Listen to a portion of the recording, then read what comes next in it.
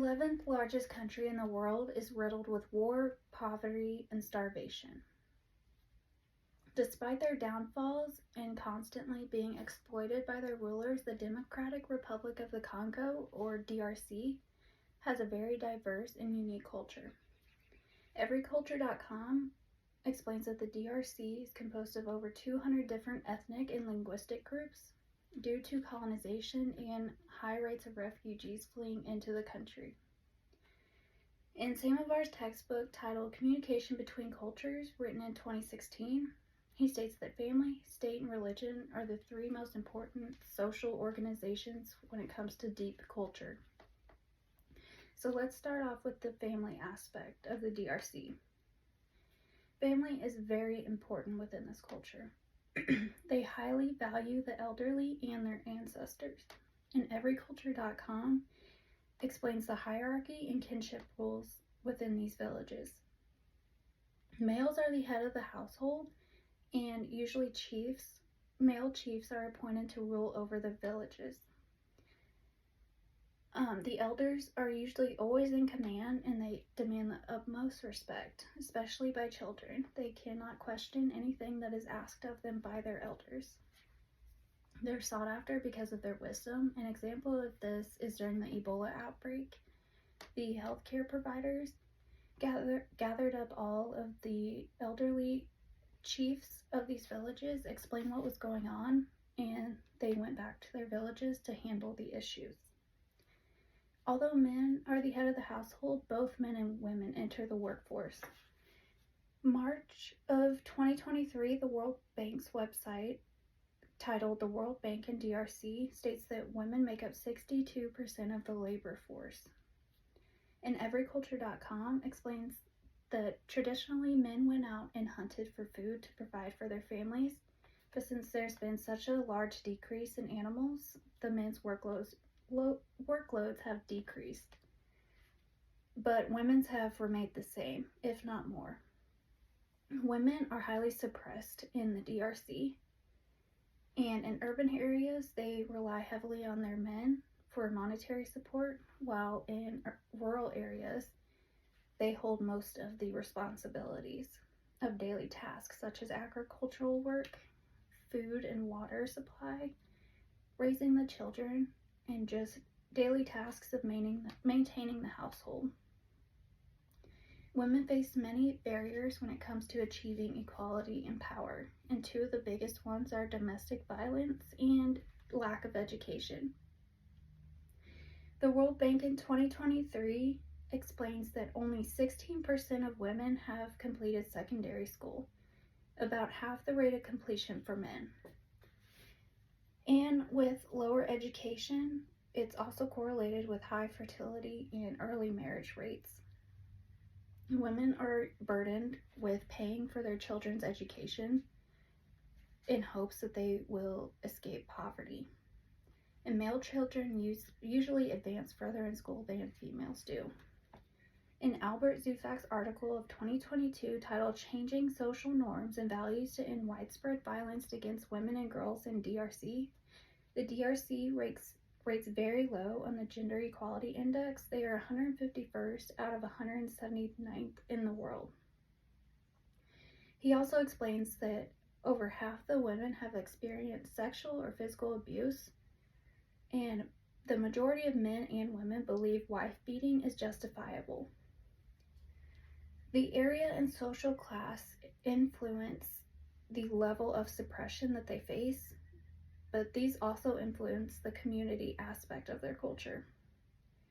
Colonization and refugees has greatly increased the amount of ethnic groups in the DRC, and the community is highly influenced by where you live, whether it is rural or in urban areas. In the rural areas, they consist of family homesteads, and like I said earlier, the chiefs are appointed to rule over the villages. And Everyculture.com explains that a common value held within these is generosity. They share food and water, even if that means they go without, and they give visitors and neighbors gifts quite frequently. Celebrations are held, and these consist of singing, dancing, and drumming for holidays and marriages and so on. Poverty levels are high in rural areas, so the people are found shoeless and worn and torn clothing, and women usually wear scarves on their head. Poverty is high because 50% of their income goes straight to the government for taxation. And then on the other side, we have the urban areas, which are surrounded by shanty towns of homeless, very poor people that actually have a lower quality of life than those in rural areas. These urban areas were developed by European colonizers. They consist of universities, large government buildings, and the people that make it up are government workers that are rarely paid and handiwork business owners that operate in an unofficial economy. Fashion is highly valued. Men strive to dress in European fashion, even if that means they go without food and water, just to up their image.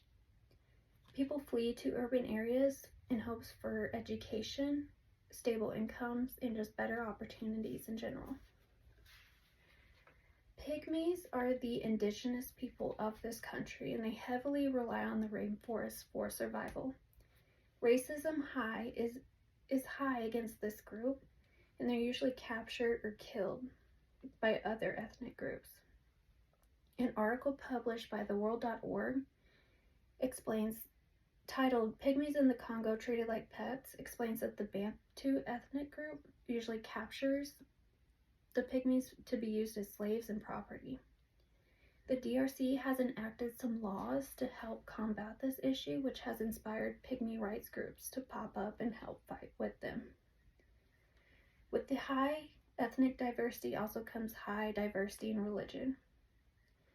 Everyculture.com explains that European colonizers have had a large impact on religion as they established the Roman Catholic Church.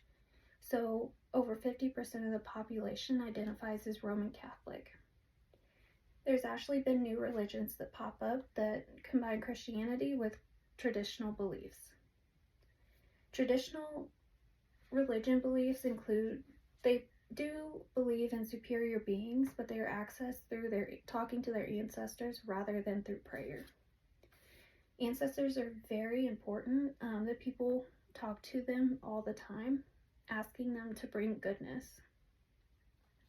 They believe when someone passes, they remain in the family actively, and spirits are found within inanimate objects. The rituals are a combination of Christianity and traditional beliefs, depending on the circumstances. So they must decide if the issues came from God, nature, or witches or enemies. If it came from God, prayer and church is used. If it came from witches and enemies, traditional practices are used. There's a high variability of religion, which makes this deep culture concept very complex. With the brutal history of the DRC, it has also led to great diversity. The European colonization has highly influenced the DRC, and poor leadership has decreased the progression of this country. The family aspect remains the same mostly wherever you look at. Men are the superior being, and women are responsible for daily lives. Community and religion vary widely depending on which ethnic group and area you are looking at, but all of them hold some sort of European value at some level. Other countries have taken great stride in trying to help out the DRC by establishing their economy, decreasing racism, gender inequality, and poverty levels, but they are highly resistant to change. The deep culture of the DRC is fragmented. It's almost broken. The people face harsh challenges with their livelihoods, which makes many people wonder what the DRC will be like if they ever recover from their brutal history and their current present. Thank you.